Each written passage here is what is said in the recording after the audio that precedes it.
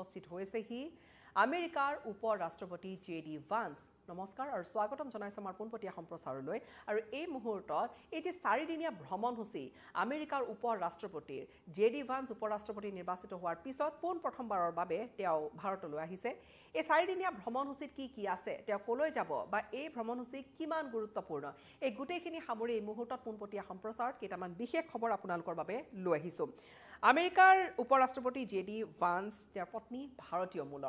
মূলৰ উষা ভান্স পত্নী আৰু তিনিটি সন্তানৰ সৈতে জেডি ভান্স আহিছে ভাৰতলৈ তেওঁক উষ্ম আদৰণি জনোৱা হৈছে আমেৰিকাৰ উপ ৰাষ্ট্ৰপতিগৰাকীক উষ্ম আদৰণি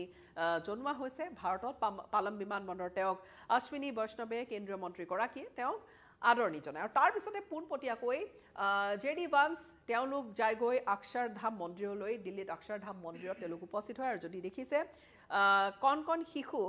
তিনিটিয়ে জেডি ভান্সৰ আমেৰিকাৰ উপ ৰাষ্ট্ৰপতিগৰাকীৰ তেওঁলোকৰ ভাৰতীয় সাজ পোছাক তেওঁলোকে পিন্ধিছে তেওঁলোক অক্ষৰধামলৈ গৈছে আৰু এয়া অৱতৰণ কৰাৰ পিছতে বিমানবন্দৰতে উষ্ম আদৰণি জনোৱা হ'ল জেডি ভান্সক জেডি ভান্সৰ এই ভ্ৰমণসূচী খুবেই গুৰুত্বপূৰ্ণ বিভিন্ন দিশৰ পৰা আচলতে বিবেচিত হৈছে যিখিনি সময়ছোৱাত প্ৰতি কৰ টেৰিফ বিষয়টোক লৈ গোটেই বিশ্ব তোলপাৰ লাগিছে আমেৰিকাৰ ফালৰ পৰা ডোনাল্ড ট্ৰাম্পৰ যিটো স্থিতি যি এক প্ৰকাৰ টেৰিফ ৱাৰ পৰ্যায় পাইছেগৈ সেই ধৰণৰ বা সেই ধৰণেৰে চৰ্চা হৈছে টেৰিফ ৱাৰ বুলি সেই প্ৰতি কৰ বিষয়টোক লৈ হয়তো প্ৰধানমন্ত্ৰী নৰেন্দ্ৰ মোদীৰ সৈতে এই বিষয়ত জেডি ভান্সৰ আলোচনা হ'ব সেয়া আমি প্ৰথমেই অনুমান নিশ্চয়কৈ কৰিব পাৰোঁ যে তেওঁলোক দুয়োগৰাকীৰ যেতিয়া আলোচনা হ'ব এই বিষয়টোৱে চুই যাব আজি 6:30 বজাত প্ৰধানমন্ত্ৰী নৰেন্দ্ৰ মোদীৰ সৈতে আলোচনাত বহিব আমেৰিকাৰ উপ ৰাষ্ট্ৰপতি জেডি ভান্স ইয়াত প্ৰথমে ভাৰত আৰু আমেৰিকাৰ সম্পৰ্ক আজি যথেষ্ট ভাল আজিৰ তাৰিখত আজি যদি পূৰ্বৰ 10 বছৰ পূৰ্বৰ যদি কথা কোৱা যায় তাতকৈ আজি ভাৰত আমেৰিকাৰ সম্পৰ্ক বহুখিনি উন্নত হৈছে ভাৰত আমেৰিকাৰ বন্ধুত্বপূৰ্ণ সম্পৰ্ক আৰু ভাল দিশলৈ লৈ যোৱাৰ ক্ষেত্ৰত আজি কিছুদিন পূৰ্বে ক্ষমা কৰিব প্ৰধানমন্ত্ৰী নৰেন্দ্ৰ মোদী তেওঁ ফেব্ৰুৱাৰী মাহত ডোনাল্ড ট্ৰাম্পক সাক্ষাৎ কৰিছিল আমেৰিকালৈ গৈছিল আৰু আমেৰিকাৰ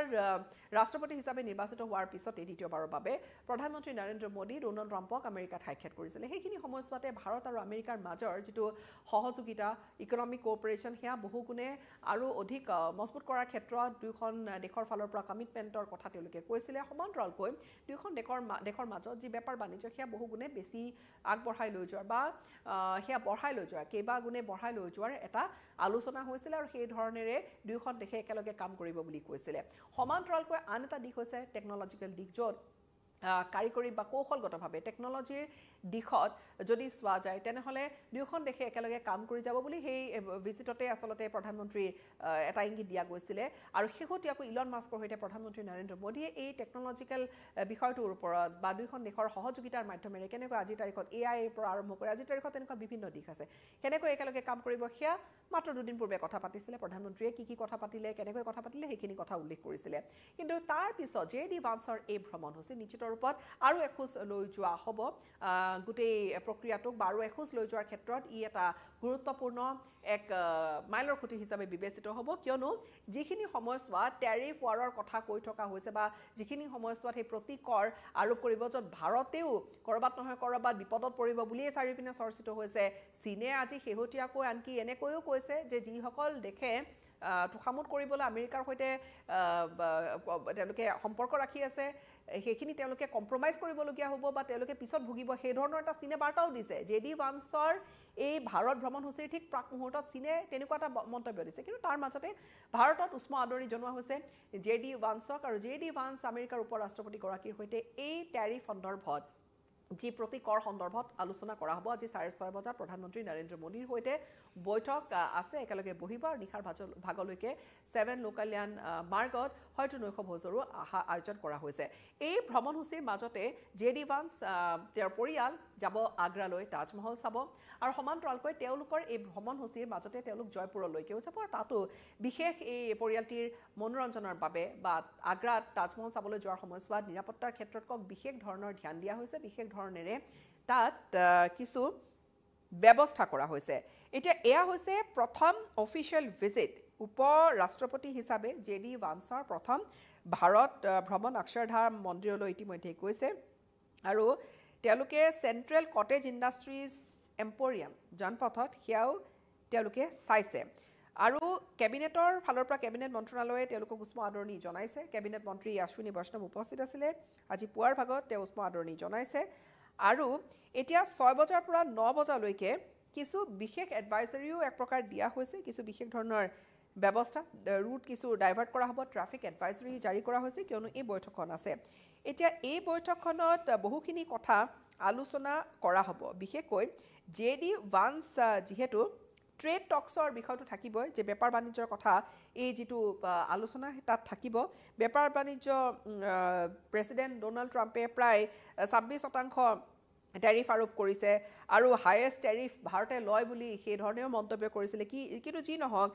যেহেতু বৰ্তমানে গোটেই প্ৰক্ৰিয়াটো সেই ধৰণেৰে আগবঢ়া নাই নিশ্চিত ৰূপত ইয়াত কিছু সেই সন্দৰ্ভত আলোচনা হ'ব আৰু লগতে গুৰুত্বপূৰ্ণ বিষয়টো হৈছে যে ইয়াৰ পিছৰ সময়ছোৱাত কেনেকৈ ইয়াৰ পিছৰ সময়ছোৱাত কি ধৰণেৰে বেপাৰ বাণিজ্য বা ডিফেন্স কোঅপাৰেচন কি হ'ব বেপাৰ বাণিজ্য দ্বিপাক্ষিক চুক্তি এটা পৃথক বিষয় আৰু সমান্তৰালকৈ কৰবাত ডিফেন্স প্ৰতিৰক্ষা খণ্ডত নতুন চুক্তি কিবা স্বাক্ষৰ হ'ব পাৰে নেকি বা সেই দিশত স্বাক্ষৰ নহলে আলোচনা হ'ব পাৰে নেকি সেয়া এটা গুৰুত্বপূৰ্ণ দিশ 24 ফেব্ৰুৱাৰীত 24 কিমান কৰিব এপ্ৰিলত উভতি যাব JD Vance আৰু তেওঁৰ পৰিয়াল কিন্তু তাৰ পূৰ্বে ষ্ট্ৰেটেজিক কোঅপাৰেচনৰ ক্ষেত্ৰত দুয়োখন দেশৰ গুৰুত্বপূৰ্ণ আলোচনা আজি হ'ব বা এই ভ্ৰমণসূচীৰ সেই দিশলৈ ভাৰত আমেৰিকাৰ যি সম্পৰ্কক আগুৱাই লৈ গৈ আগন্তুক সময়ছোৱাত বেপাৰ বাণিজ্যৰ ক্ষেত্ৰত বা আন দিশত কোঅপাৰেচনৰ ক্ষেত্ৰত এক নতুন দিশলৈ লৈ যোৱাৰ চেষ্টা কৰা হ'ব এই মুহূৰ্তত JD Vanceৰ ভ্ৰমণ বিশেষকৈ গোটেই বিশ্বৰে দৃষ্টি নিবদ্ধ হৈ আছে আমেৰিকাৰ উপ ৰাষ্ট্ৰপতিগৰাকীৰ ভাৰত ভ্ৰমণ ভাৰতক আজিৰ তাৰিখত গ্লোবেল সাউথৰ লিডাৰ বুলি কোৱা হয় বা ভাৰত আজিৰ তাৰিখত এখন শক্তিশালী দেশ আৰু পূৰ্বতকৈ আমেৰিকাৰ সৈতে একেবাৰে মজবুত ভাৰতৰ যি স্থিতি বা ভাৰতৰ সম্পৰ্ক মেক আমেৰিকা গ্ৰেট বা আমেৰিকা ফাৰ্ষ্ট যেটো নীতি ডোনাল্ড ট্ৰাম্পৰ প্ৰধানমন্ত্ৰী নৰেন্দ্ৰ মোদীয়ে সেইখিনি কথা কৈছিলে যে ভাৰতেও মেক ইন ইণ্ডিয়া কনসেপ্ট লৈ আগবাঢ়িছে বা ভাৰতক অগ্ৰাধিকাৰ দিয়া হ'ব বা সেই বিষয়টোক লৈ দেশৰ উন্নতিক অগ্ৰাধিকাৰ যে আটাইতকৈ বেছি দিয়া হয় সেই দুয়োখন দেশৰ প্ৰধান দুগৰাকীৰ সেই এটা তেওঁলোকৰ ভিজন সেই বিষয়ে প্ৰধানমন্ত্ৰী নৰেন্দ্ৰ মোদীয়ে উল্লেখ কৰিছিলে আৰু আগন্তুক দিনত নতুন দুৱাৰ নিশ্চয়কৈ বেপাৰ বাণিজ্যৰ মুকলি হ'ব আৰু বেলেগ ধৰণৰ চুক্তি স্বাক্ষৰিত হ'ব JD Vanceৰ ভ্ৰমণ ভাৰত ভ্ৰমণসূচী চাৰিদিয়া ভ্ৰমণ এই দিশেৰে আচলতে তাৎপৰ্য বহন কৰিছে বুলি ক'ব পাৰি